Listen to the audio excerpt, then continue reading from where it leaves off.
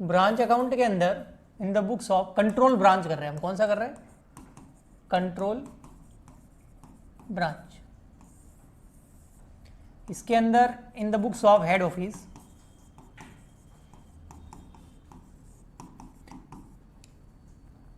लक्ष्मी, आपने branch account के जो पहले के, आज का लेक्चर नंबर 8 है, आपके उधर इंटरनेट की प्रॉब्लम होगी इसलिए नहीं आ रहा होगा निशांत सिंह, ठीक है। सो मैं ये कह रहा हूँ कि लक्ष्मी, आप जैसे नए नए स्टूडेंट है जिन्होंने ज्वाइन किया है, आपने क्या ब्रांच अकाउंट के 7 लेक्चर देख लिए? 7 लेक्चर आपने देख लिए? नहीं देखे होंगे ना, तो फिर थी जल्दबाजी किस चीज़ की? In the books of head office जो हम मेथड्स कर रहे थे, फर्स्ट हमने कर लिया branch account method, branch account method कर लिया। सेकंड नंबर जो है stock and debtor account method, वो भी कर लिया, stock and debtor method.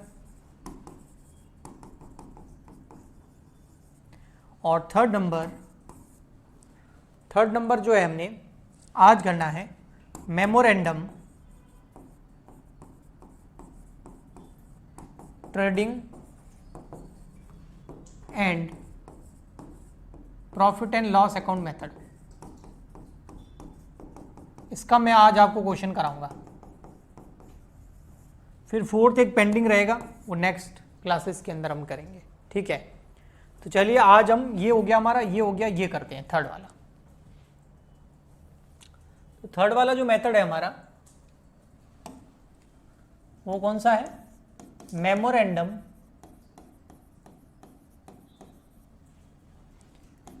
Trading and profit and loss account.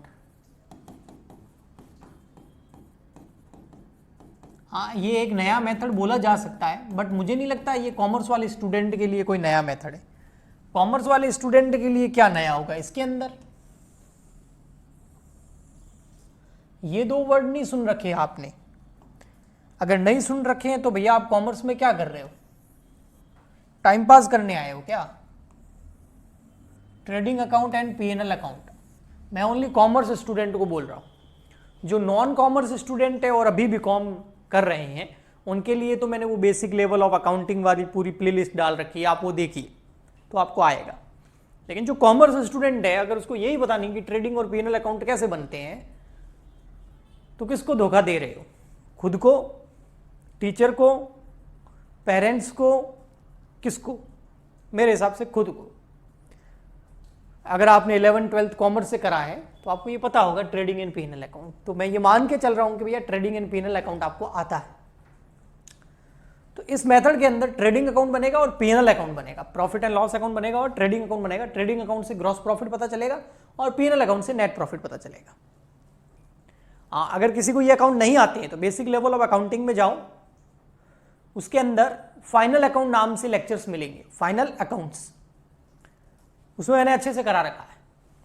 Okay, so trading and P&L account method, इसमें क्या होगा? जो हेड ऑफिस है वो गुड सेंड करेगी किसको? ब्रांच को। हेड ऑफिस ब्रांच को गुड सेंड करेगी, यस, ओके। लेकिन इस मेथड के अंदर जब हेड ऑफिस अकाउंट्स तैयार करेगी, ट्रेडिंग एंड P&L अकाउंट और प्रॉफिट कैलकुलेट करने का पता करेगी, तब जो ओपनिंग स्टॉक है, ओपनिंग स्टॉक उसको कॉस्ट पे लेना है, क्लोजिंग स्टॉक को भी कॉस्ट पे लेना है। Good send to head office को भी किस पे लेना है? कॉस्ट पे लेना है। कब? when we prepare trading account. जब हम ट्रेडिंग अकाउंट बनाएंगे तो उसमें ओपनिंग स्टॉक आता है, आपको पता है, क्लोजिंग स्टॉक आता है, गुड सेंड टू ब्रांच वो भी आएगा, यानी कि परचेजेस। सो ये सब हमको कॉस्ट पे लेना है। भले ही वो हेड ऑफिस उसको प्रॉफिट जोड़ के भेज रही है, उससे कोई फर्क नहीं पड़ता, क्योंकि प्रॉफिट निकालना है तो इनको कॉस्ट पे दिखाना ही पड़ेगा। ओके, तो इसका एक मैं क्वेश्चन कराता हूं आपको न्यूमेरिकल, एक बार आप तब तक थम्स अप भेज दीजिए, मैं यहाँ पर एक क्वेश्चन का स्क्रीनशॉट ले लेता हूँ, फिर हम इस क्वेश्चन को करते हैं, आपको बड़ा अच्छा लगेगा।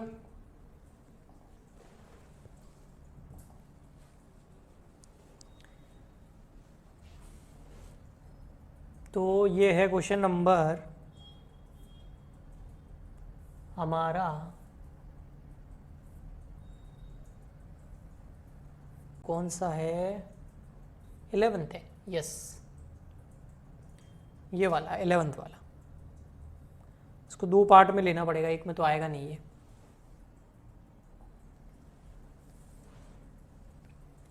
इसको मैं करवा देता हूं आपको इस मेथड से। इस पे ट्रेडिंग और पीएनएल अकाउंट बना लेंगे हम।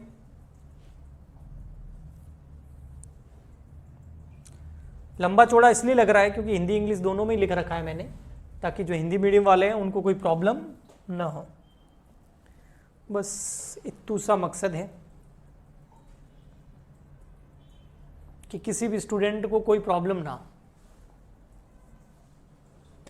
चलिए जी, यहाँ इंपोर्ट कर लेते हैं हम उस इमेज को जो मैंने क्रॉप करी है अभी।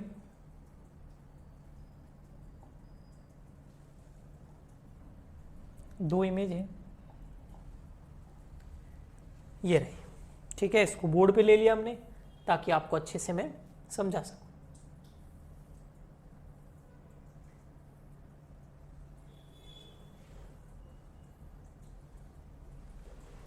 आपको अच्छे से दिख रही होगी।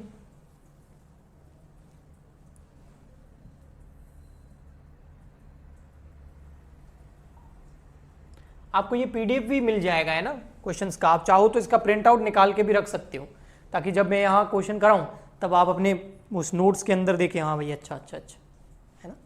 यस, सो देखो जी,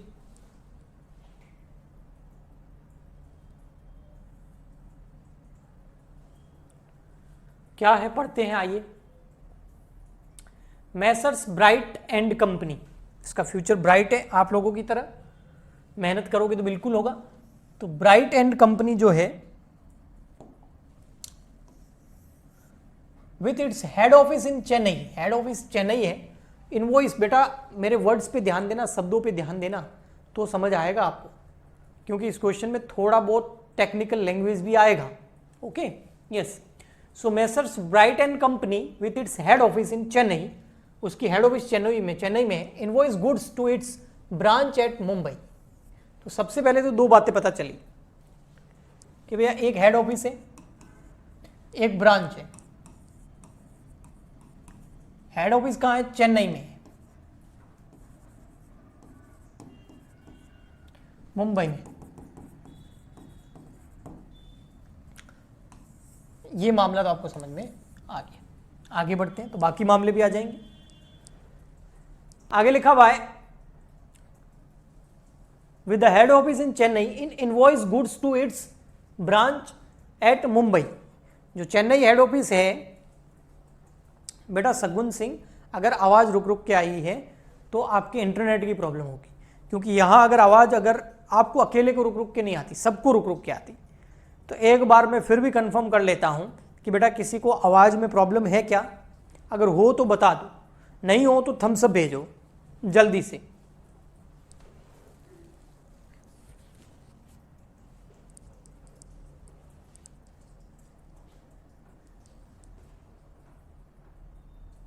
फटाफट भेजो, देखो फालतू पूरा क्वेश्चन डिस्टर्ब हो जाएगा नहीं तो।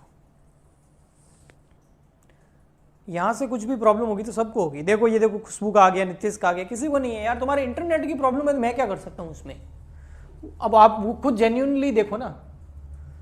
हाँ, सो मुंबई ब्रांच जो है वो चेन्नई को, सॉरी चेन्नई हेड ऑफिस जो है वो मुंबई ब्रांच को गुड सेंड करती है। किस पे?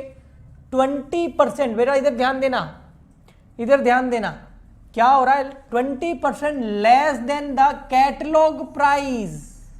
एक मिनट, यहां कुछ नया मामला है। ये हेड ऑफिस गुड सेंड कर रही है ब्रांच को। गुड्स किसको सेंड कर रही है? ब्रांच को। किस पर? जो कैटलॉग प्राइस है। अब ये कैटलॉग प्राइस क्या होगी? क्वेश्चन हमें बताएगा भी कैटलॉग प्राइस क्या होती है, बट जो कैटलॉग प्राइस है उसमें से 20% लेस कर दो, उस प्राइस पर गुड सेंड किया जा रहा है, good send to branch. Simple, head office branch को गुड सेंड कर रही है, किस प्राइस पर? कैटलॉग प्राइस में से 20% लेस कर दो उस प्राइस पर। सर ये कैटलॉग प्राइस क्या है, क्वेश्चन में देखते हैं। देखो वापस पढ़ना, messrs bright and company with its head office in Chennai invoice goods to its branch at Mumbai at 20% less than the catalogue price. Good send कर रही है कैटलॉग प्राइस से 20% कम पर। अब कैटलॉग प्राइस क्या है? अब यहां देखो, कैटलॉग प्राइस को देखो जरा, ये देखो, catalogue, the catalogue price which is cost plus 50%, और कैटलॉग प्राइस क्या है? Cost plus 50%। देखो अब ये इसका ही क्वेश्चन था ना भैया, कैटलॉग प्राइस क्या है? कैटलॉग प्राइस, कैटलॉग प्राइस है कॉस्ट प्लस 50%, ओके। और इनवॉइस प्राइस क्या है जिस पे गुड सेंड किया जा रहा है? इनवॉइस प्राइस वो है कैटलॉग प्राइस माइनस 20%, ये है मामला। और गुड सेंड कैटलॉग प्राइस पे होता है, लेकिन कैटलॉग प्राइस पता करने के लिए गुड सेंड जो है इनवॉइस प्राइस पे होता है। किस पे होता है? आईपी पे होता है, सॉरी आईपी पे। गुड सेंड होता है आईपी पे, इनवॉइस प्राइस पे। लेकिन इनवॉइस प्राइस निकालने के लिए हमको कैटलॉग प्राइस चाहिए, और कैटलॉग प्राइस क्या बोल रहा है? Cost plus 50%।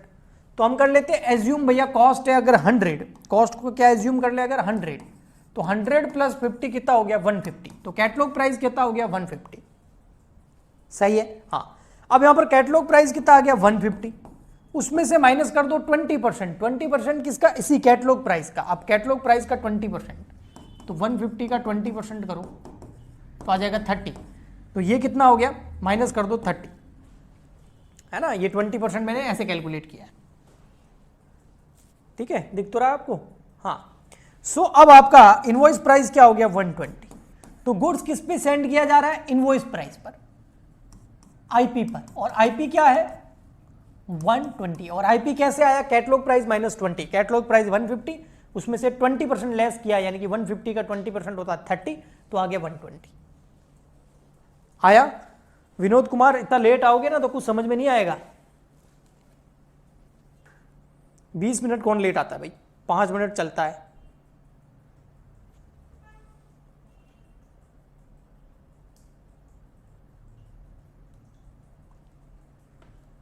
ये आ गया हो समझ में तो ही आगे बढ़ो, क्योंकि इसके बिना कुछ समझ आएगा नहीं।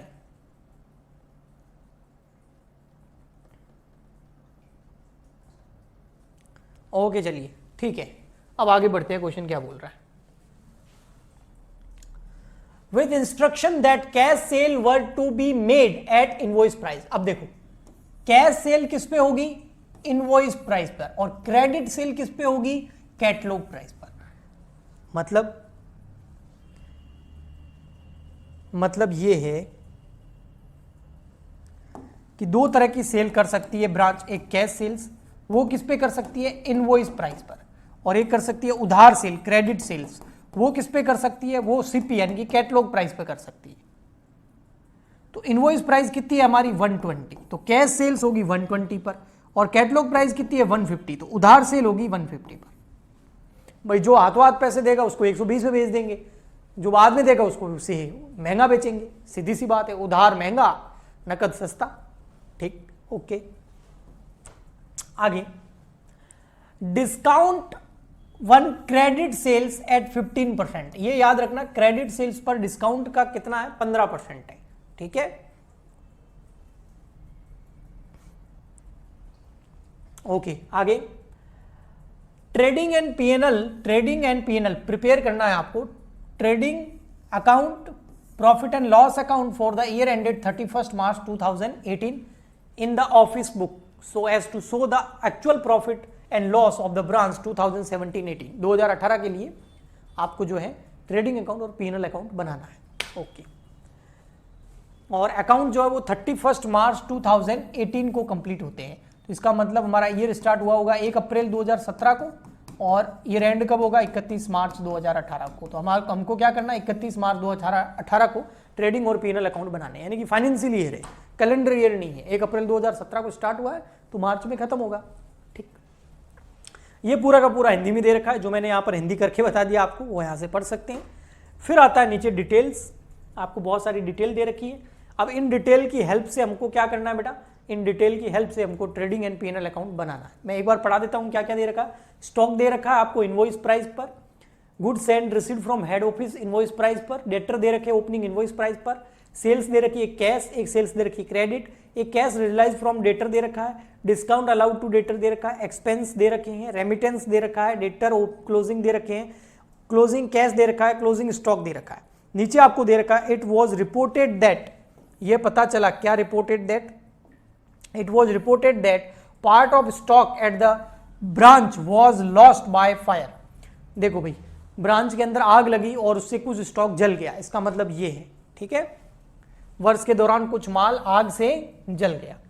During the year of which the value is to be ascertained, और कितना गुड्स जल गया, कितना आग से जो हमारा गुड्स है वो नष्ट हो गया, वो आपको कैलकुलेट करना है, यानी कि हमें कैलकुलेट करना है, क्वेश्चन बोल रहा है। ठीक है, ये देखो ना, ये बताया गया कि वर्ष के दौरान कुछ माल आग से जल गया जिसका मूल्य ज्ञात करना है, आपको करना है। ओके,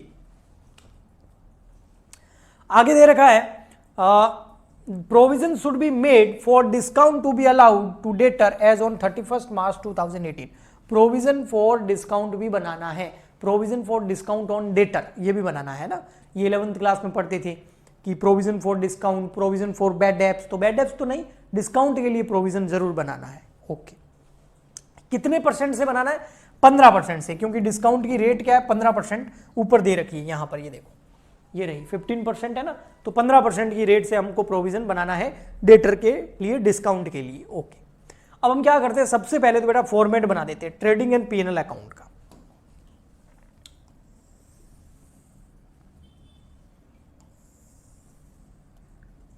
दोनों का साथ में बनाऊंगा मैं ना, ट्रेडिंग और पीएनएल साथ में बनते हैं, आपको पता हो तो। इसके ऊपर लिख देंगे हम, इधर लिख देंगे डेबिट, इधर लिख देंगे क्रेडिट। ये है क्या, trading and PNL account, profit and loss account for the year ended, कब हो रहा है ईयर एंड, 31 मार्च 2018 को। इधर आ जाएगा पर्टिकुलर रुपीज। ये अकाउंट बनाने से पहले एक चीज याद दिला देता हूं, यहां देखो मैंने क्या बोला था, ओपनिंग स्टॉक कॉस्ट पे, क्लोजिंग स्टॉक कॉस्ट पे, goods send to head office किस पे, कॉस्ट पे। ओके, हाँ जी, तो यहां हमको क्या दे रखा है बेटा, सबसे पहले कब का स्टॉक दे रखा है, 1 अप्रैल 2017 का। तो कौन सा स्टॉक हो गया, ये आवाज आ रही है ना, ये कौन सा स्टॉक हो गया बेटा, ये हो गया हमारा ओपनिंग स्टॉक। कौन सा स्टॉक हो गया, ओपनिंग स्टॉक। लेकिन ये किस पे दे रखा है, आईपी पे दे रखा है। अब दो चीजें क्लियर होनी चाहिए आपको, एक है हमारे पास आईपी, आईपी कितने पे है, आईपी है 120, इनवॉइस प्राइस कितनी है 120, और कैटलॉग प्राइस कितनी है 150। ये दो चीजें ध्यान रखना। ओके, एक 120 एक 150। यस, तो हमको ओपनिंग स्टॉक किस पे दे रखा है, इनवॉइस प्राइस पे दे रखा है, लेकिन हमको किस पे लिखना होगा, कॉस्ट पे। तो ओपनिंग स्टॉक है कितना, 12,000 रुपए का, 12,000 रुपीज का। तो यहां हम लिख देंगे टू ओपनिंग स्टॉक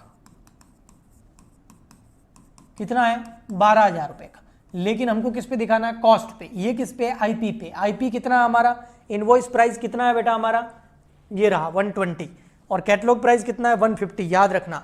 तो 120 इनवॉइस प्राइस पे है, 120 पे। अब कोई बोलेगा सर कैसे पता चला इनवॉइस प्राइस पे, बेटा क्वेश्चन में लिखा हुआ है, ये देखो इनवॉइस प्राइस, जो ओपनिंग स्टॉक है वो इनवॉइस प्राइस पे 120 पे है, तो इसको कॉस्ट पे लाना है, यानी कि 100 पे लाओ। तो ये कितना आ जाएगा 10,000। ओके, नेक्स्ट आगे, नेक्स्ट बोल रखा, ये हो गया फर्स्ट। नेक्स्ट है good received from head office. भाई मतलब हेड ऑफिस ने सेंड किया तो ब्रांच ने रिसीव किया, वो कितना है 1,32,000। ये किस पे है, इनवॉइस प्राइस पे है, ठीक है ओके। तो हम यहां लिखेंगे टू गुड्स रिसीव्ड या goods send to branch, to goods send to branch. Sir कितना है 1,32,000, 1,32,000, और ये भी किस पे, इनवॉइस प्राइस पे, हमको कॉस्ट पे लाना है इसको, है ना। तो 1,32,000 रुपए हैं 120 पे इनवॉइस प्राइस पे, इसको लाओ 100 पे तो कॉस्ट आ जाएगी। कैलकुलेटर होना चाहिए बेटा आपके पास, ठीक है। सो यहां आ जाएगा 1,32,000 डिवाइड बाय 120 मल्टीप्लाई बाय 100, यह आ गया 1,10,000। सर अंदर क्यों लिखा है, क्योंकि बेटा इसमें से हमें एक चीज लेस करनी है, वो क्या, लॉस बाय फायर, क्योंकि कुछ गुड्स लॉस हो गया था ना, वो यहां से लेस करना है। वो कितना हुआ वो हमें कैलकुलेट करना है ना, लॉस हुआ है बट कितना वो हमें कैलकुलेट करना है। अब कैसे करेंगे देखते हैं, आगे कुछ ना कुछ डेटा मिलेगा अपन को। ओके नेक्स्ट, डेटर कौन से दे रखे हैं बेटा, ये तो डेटर दे रखे हैं ओपनिंग, ओके। सेल्स दे रखी है, ओपनिंग डेटा ट्रेडिंग पीएनएल में नहीं आता है, ओके। सेल्स किसी है कैश, और सेल्स कैसी है क्रेडिट। कैश सेल्स कितनी है 46, क्रेडिट सेल्स कितनी है 1,00,000। तो दो तरह की सेल्स दे रखी है, एक कैश एक क्रेडिट। क्रेडिट है 1,00,000 और कैश सेल्स कितनी है 46। दोनों में फर्क क्या है, दोनों में फर्क है, बाहर तो लिख दो भले 146। फर्क ये है कि ये आईपी पे है, इनवॉइस प्राइस पे, और ये किस पे है, कैटलॉग प्राइस पे है। सीपी मतलब कैटलॉग प्राइस, सीपी का मतलब यहाँ कैश प्राइस से नहीं है या कॉस्ट प्राइस से भी नहीं है, कैटलॉग प्राइस जो कि 150 है। तो ये आईपी पे है और ये कैटलॉग प्राइस पे, इतना फर्क है, ओके। आगे ये भी हमारे काम आएगा। कैश रिलाइज फ्रॉम डेटर, इससे हमें मतलब नहीं है अभी। डिस्काउंट अलाउड, ये क्या होता है हमारे लिए, जो भी डिस्काउंट अलाउ किया जाता है ये हमारे लिए क्या होता है, ये एक तरह का खर्चा होता है। कौन सा, इनडायरेक्ट, पीएनएल अकाउंट में जाता है डिस्काउंट। कितना 13,365 रुपए का। तो यहां नीचे लिखूंगा पीएनएल, मान लेते हैं हमारा यहां से स्टार्ट हो रहा है, टू डिस्काउंट अलाउड 13,365, ओके ठीक। डिस्काउंट अलाउड कितना है 13,365। नेक्स्ट है एक्सपेंसेड एट द ब्रांच, ब्रांच के खर्चे हुए कितने 6,000 रुपए के, ओके। तो एक्सपेंसेस इनडायरेक्ट ही मान लेते हैं 6,000 रुपए की। यहां तक हमारा ट्रेडिंग है, उसके आगे पीएनएल है, ठीक है ओके। नेक्स्ट आता रेमिटेंस टू हेड ऑफिस। भाई हेड ऑफिस को 1,20,000 रुपए हमने भेजे, तो ट्रेडिंग पीएनएल में नहीं आएगा, क्योंकि ना लॉस है ना एक्सपेंडिचर है ना इनकम है, ओके। डेटर क्लोजिंग ये पीएनएल अकाउंट में नहीं आएगा। कैश इन हैंड ये भी पीएनएल अकाउंट में नहीं आएगा, बैलेंस शीट के आइटम है। स्टॉक कौन सा है, क्लोजिंग वाला 31 मार्च 2018 है, ये क्लोजिंग स्टॉक कितना है 15,000 रुपए, किस पे आईपी पे है, इनवॉइस प्राइस पे है। तो क्लोजिंग स्टॉक तो आपको पता है इधर आएगा, बाय क्लोजिंग स्टॉक, लेकिन किस पे आईपी पे है 15,000, आईपी यानी कि 120 पे है, इसको लाओ 100 पे, क्योंकि कॉस्ट पे लिखना, मैंने पहले ही बता दिया था आपको, ओपनिंग क्लोजिंग स्टॉक दोनों कॉस्ट पे लेके जाएंगे 12,500। बस सारे लगभग चीजें मैंने ट्रेडिंग अकाउंट की सारी चीजें लिख दी है। अब ट्रेडिंग अकाउंट में और कुछ भी नहीं जाएगा, लॉस बाय फायर केवल लेस करना है, लेकिन वो कैलकुलेट करना होगा। कैसे, आइए मैं आपको सिखाता हूं। हमको कैलकुलेट करना है कि लॉस कितना हुआ, गुड्स लॉस्ट बाय फायर। अब कैसे तो समझना, सबसे पहले हमारे पास ओपनिंग कितना पड़ा था, ओपनिंग स्टॉक कॉस्ट वाला। भाई ओपनिंग स्टॉक कितना पड़ा था, ओपनिंग स्टॉक पड़ा था हमारे पास सर 10,000 रुपए का, ये रहा 10,000 रुपीज का, ओके 10,000 रुपए का ओपनिंग स्टॉक पड़ा था, ठीक है। फिर ऐड और कितना रिसीव हुआ, goods received from head office. हाँ भाई हेड ऑफिस से कितना रिसीव हुआ, हेड ऑफिस से हमें रिसीव हुआ 1,10,000 रुपए का गुड्स, ओके जी। कॉस्ट ही ले रहे 1,10,000, तो टोटल हमारे पास गुड्स कितना हो गया 1,11,000 रुपए का हो गया, ठीक है। 1,10,000 और 1,20,000 रुपए का, सॉरी 1,20,000 भाई है। ब्रांच के पास में पहले 10,000 का पड़ा था और उसे हेड ऑफिस से मिला 1,10,000 का, तो टोटल कितना हो गया 1,20,000। ठीक, उसमें से उसने क्या किया, कुछ बेच दिया। कितना बेचा सर, एक 46, एक 1,00,000। हाँ, लेकिन बेटा यहां पर हम स्टॉक कैलकुलेट कर रहे हैं तो सेल वैल्यू थोड़ी आएगी, उसकी कॉस्ट आएगी। तो सेल कितना किया, दो तरीके का सेल किया, एक कैश एक क्रेडिट। कैश वाला सेल कितना किया 46 का, लेकिन उसकी कॉस्ट कितनी है, क्योंकि ये भी भाई इन्वेंट्री का जो कैलकुलेशन होता है, स्टॉक का जो कैलकुलेशन होता है, वो तो स्टॉक कॉस्ट पे ही होगा ना। हाँ, तो 46,000 है आईपी पे, यानी कि 120 पे, इसको लाओ 20 पे। और ये कितना 1,00,000, ये कौन सी प्राइस पे है, क्रेडिट सेल। मैंने यहां पर बोला भी था आपको, देखो कैटलॉग प्राइस पे है, और कैटलॉग प्राइस कितनी है 150। मल्टीप्लाई कर दो इसको 100 से, तो कॉस्ट आ जाएगी हमारे पास कि भाई जो हमने बेचा है वो था कितने का। बेचा हमने 46 में है, लेकिन वो था कितने का, 46,000 में जो गुड्स हमने सेल किया है वो था 38,333 रुपए का। और जो हमने 1,00,000 रुपीज में सेल किया है वो था 66,667 का। तो ये लेस कर दो, तो अब हमारे पास क्या बचना चाहिए, क्लोजिंग स्टॉक। क्या बचेगा, क्लोजिंग स्टॉक।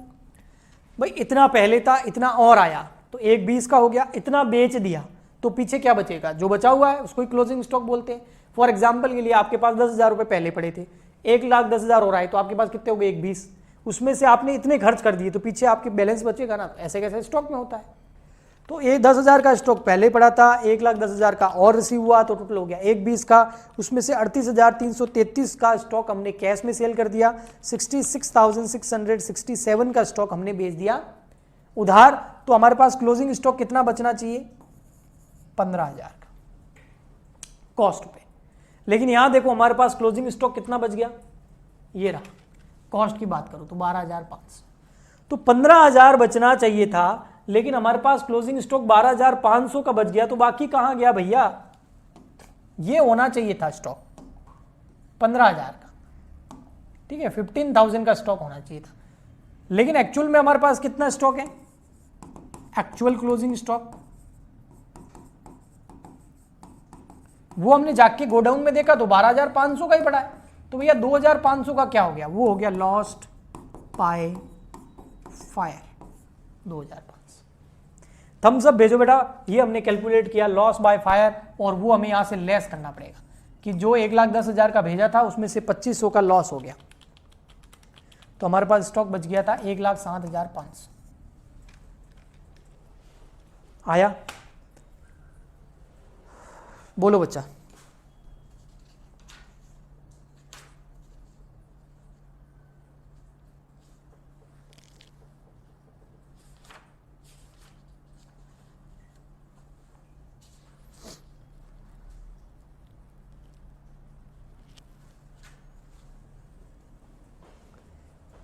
ठीक है, बहुत आराम से एक एक पॉइंट को धीरे धीरे समझाया है, ध्यान से सुना होगा।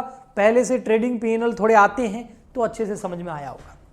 ठीक, तो अब यहां पर हम निकाल देते हैं ग्रॉस प्रॉफिट। टोटल करो, यहां की टोटल 1,46,000 प्लस 12,500, ये हो गई 1,58,500। उसमें से लेस कर दो 10,000, 1,07,500। तो यहां पर आपका ग्रॉस प्रॉफिट आ गया बैलेंसिंग फिगर के अंदर 41,000, 41,000। अब कोई बोले सर अगर ये लॉस बाय फायर नहीं होता तो वो वर्किंग नोट बनता ही नहीं, तो हम सीधा ये 1,10,000 बाहर लिखते और बैलेंसिंग फिगर में प्रॉफिट निकाल देते। ओके जी।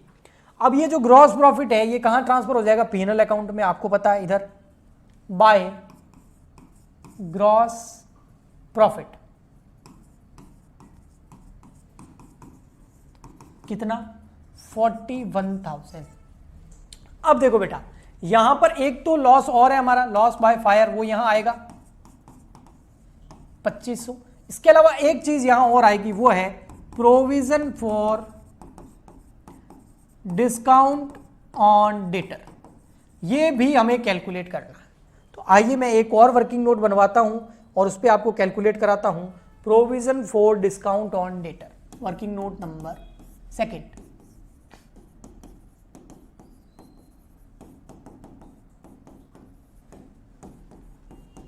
ये बेटा पता है कैसे कैलकुलेट होता है? ये होता है क्लोजिंग डेटर ले लो, क्लोजिंग डेटर ले लो इनटू रेट अपॉन 100 कर दो।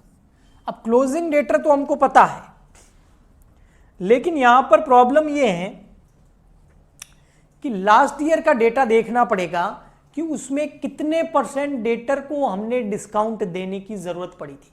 अच्छा, डेटर को डिस्काउंट क्यों देते? चलो उससे पहले समझते हैं डेटर क्या होते हैं।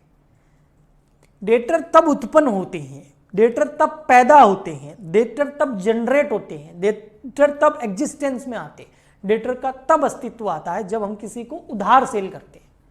जब हम किसी को उधार बेचते हैं तो सामने वाले को डेटर बोलते हैं और उससे हमें पैसे लेने होते हैं। लेकिन हम उसको रोज फोन करते हैं कि भाई पैसे दे दे, भाई पैसे दे दे, भाई पैसे दे दे, वो नहीं देता है। तब हमें उन्हें डिस्काउंट देना पड़ता है कि भाई आज पैसे दे दे, मैं तेरे 1000 रुपए का डिस्काउंट दे रहा हूं। तो हम किसी से 20,000 मांगते थे, उसको हमने बोला भाई 1000 माफ किए, 19 दे दे, तो वो दे देता है। तो डिस्काउंट यही है। तो लास्ट ईयर यानी कि 17-18 में हमने कितने लोगों को डिस्काउंट दिया, कितना डिस्काउंट दिया, तब पैसा जनरेट हुआ हमारे पास। तो वो डेटा ये रहा, यहां पर ये रहा। देखो बेटा, डिस्काउंट कितना अलाउ किया? 13,365 रुपए का डिस्काउंट हमने दिया लोगों, तभी तो हमें इतना लॉस हुआ। और हमने 13,365 को पीएनएल अकाउंट के डेबिट में दिखाया। तो डिस्काउंट कितना देना पड़ा? 13,365। टोटल डिस्काउंट अलाउड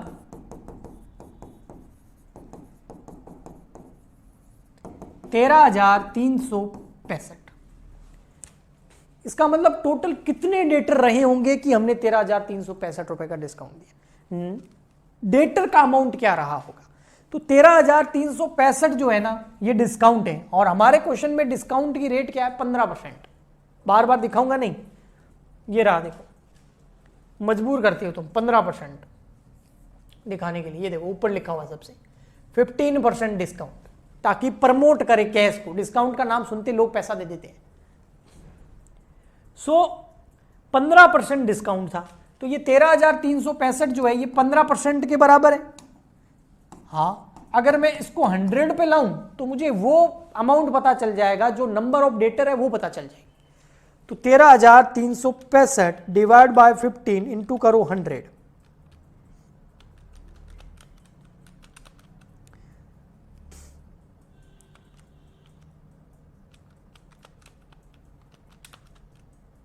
तो आता है, एक सेकेंड, 89,100, 89,100। अब आपके दिमाग में थोड़ा सा हो सकता है कंफ्यूजन हो कि सर ये है क्या? 89,100 क्या? ये डेटर है। इतने डेटर को हमने डिस्काउंट दिया, यकीन नहीं हो रहा है तो आप कैलकुलेटर उठाओ। मैं कह रहा हूं कैलकुलेटर उठाओ। ये वो डेटर है जिनको हमने डिस्काउंट दिया, वो डेटर जिनको हमने क्या दिया? डिस्काउंट दिया। वो डेप्टर्स जिसको डिस्काउंट दिया हमने, डिस्काउंट दिया। यकीन नहीं हो रहा है तो 89,100 लो कैलकुलेटर पर और उसका 15% निकालो, कितना आएगा? 13,365। यानी कि इसका मतलब यह हुआ कि इनसे हमें कैश कितना रिसीव्ड हुआ? कैश रिसीव्ड फ्रॉम डिस्काउंट वाले डेटर। जो डिस्काउंट वाले डेटर है उनसे हमें कैश कितना मिला?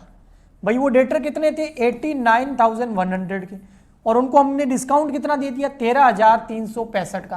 तो इससे हमें कैश कितना मिला? 89,100 माइनस 13,365। तो इससे हमें कैश मिला 75,735 रुपए का। इसको और सिंपल करूं, सिंपल ये है कि भैया देखो, डेटर जो है ना वो थे 89,100 के, 89,100 के डेटर थे। उनको हमने 13,365 रुपए का डिस्काउंट दे दिया, तब जाके उन्होंने हमें 75,735 रुपए दे दिए। यानी कि हम मांगते तो 89,100 रुपए थे, लेकिन लोग दे नहीं रहे थे, जिसकी वजह से हमने इनको डिस्काउंट दिया 13,365 रुपए का, जो कि 15% होता है। तब जाके लोगों ने बाकी के पैसे दे दिए हमको 75,735। अगर हम ये डिस्काउंट नहीं देते तो हो सकता है ये पैसा रिकवर करने में प्रॉब्लम होती। तो डिस्काउंट दिया, इतना पैसा आ गया। लेकिन यहां देखो कुछ गड़बड़ है। पैसा कितना आया डेटर से? 75,735। लेकिन यहां देखो, यहां क्या है? यहां लिखा हुआ है कैश रिसीव्ड फ्रॉम डेटर। देखो ये देखो यहां पर ये वाला point, cash received from debtor कितनी? 85,635, 85,635 total cash received from debtor. कितना? 85,635। एक बार अमाउंट चेक कर लेते हैं, 85,635। अब समझना यहां पर भाई, टोटल जो हमें पैसा मिला है डेटर से वो कितना है? 85,635। इसमें से डिस्काउंट वाले कितने हैं? इसमें से डिस्काउंट वालों ने कितना दिया? वालों ने दिया कितना पैसा दिया? 75,735। डिस्काउंट वालों ने कितना दिया? इतना। तो ऐसे कौन से हैं जिनको डिस्काउंट देने की जरूरत ही नहीं पड़ी, उन्होंने सीधा दे दिया? बहुत बढ़िया डेटर थे, अच्छे देनदार, गुड डेटर बोलते हैं उनको, ईमानदार लोग थे, ऑनेस्ट थे, उनको डिस्काउंट वगैरह नहीं दिया, उन्होंने ऐसे ही पैसा दे दिया। वो कितने? बिना डिस्काउंट वाले डेटर, है ना, गुड डेटर बोल सकता हूं, जिनको डिस्काउंट देने की जरूरत ही नहीं पड़ी। वो कितने भाई? 85,635 में से 75,735 वालों ने डिस्काउंट वाले हो गए, तो पीछे कितने बच गए? 9,900। ये ऐसे डेटर हैं जिनको डिस्काउंट देने की जरूरत ही नहीं पड़ी, ऐसे पकड़ा के चले गए, फोन भी नहीं किया हमने, सीधा दे के चले गए, ये लो भैया 9,900 रुपए। और ऐसे कितने हैं जिनको डिस्काउंट देना पड़ा? वो ये रे, जिनसे हमें पैसा मिला 75,735। इसका मतलब टोटल डेटर कितने हो गए? अब बहुत अच्छा पॉइंट आ रहा है, समझना। अभी मैं कैश की बात नहीं कर रहा हूं, मैं कह रहा हूं टोटल डेटर। टोटल डेटर, तो टोटल डेटर दो बार वाले, एक तो डिस्काउंट वाले और एक बिना डिस्काउंट वाले। ये बिना डिस्काउंट वाले।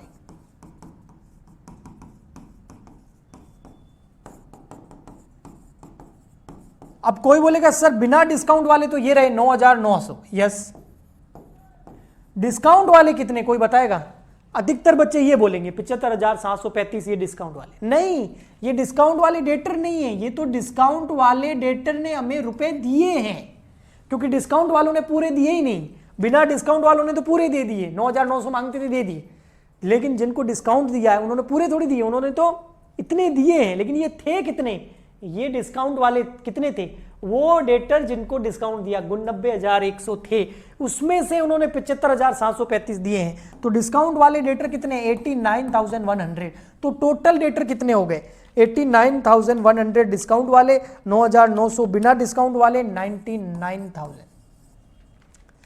इसका मतलब ये हुआ कि भैया टोटल 99,000 डेटर थे, उसमें से 89,100 डिस्काउंट वाले हैं।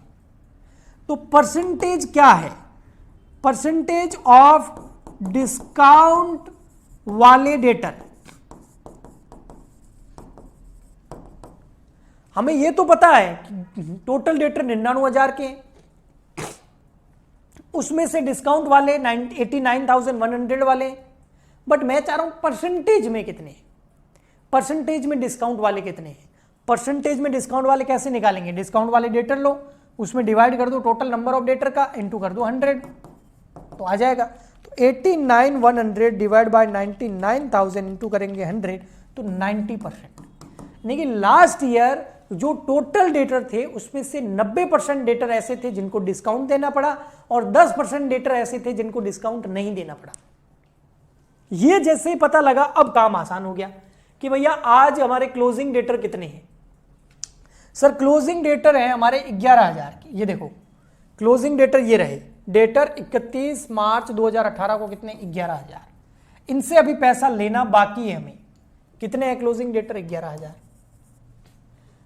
अब 11,000 में से कितने % लोगों को डिस्काउंट देना पड़ेगा? लास्ट ईयर कितने % रेटर को डिस्काउंट देना पड़ा था? 90% को। तो इस बार भी हमें 90% लोगों को डिस्काउंट देना पड़ेगा। और कितने % डिस्काउंट देना पड़ेगा? 15%। तो ये बन गया बेटा आपका provision for discount on debtor. 11,000 का 90% मल्टीप्लाई 15%, तो ये आ गया 1485 रुपए। एक बार दिमाग में घुस गया होगा, लेकिन कहीं ना कहीं कुछ ना कुछ कंफ्यूजन चलेगा। तो ये जो क्वेश्चन है, ये जो वर्किंग नोट है, इसको 2-3 बार आपको खुद सॉल्व करना होगा, प्रैक्टिस करना होगा, समझना होगा। समझ नहीं आए तो आज वाला जो लेक्चर है इसकी रिकॉर्डिंग वापस देखनी होगी, जो कि आपको मिल जाएगी कल तक, ठीक है? तब जाके आपको ये अच्छे से समझ आएगा। अभी तो केवल हाँ सर कह तो सही रहे हैं, वो वाला मामला है, ठीक है? ओके, तो 1485 रुपए क्या हो गया? प्रोविजन, ये यहां आ गया। अब क्या आ जाएगा? Net profit. नेट प्रॉफिट अगर बैलेंसिंग फिगर इधर आया तो वो देख लेते हैं। इधर की टोटल है 41,000, उसमें से लेस कर देते हैं।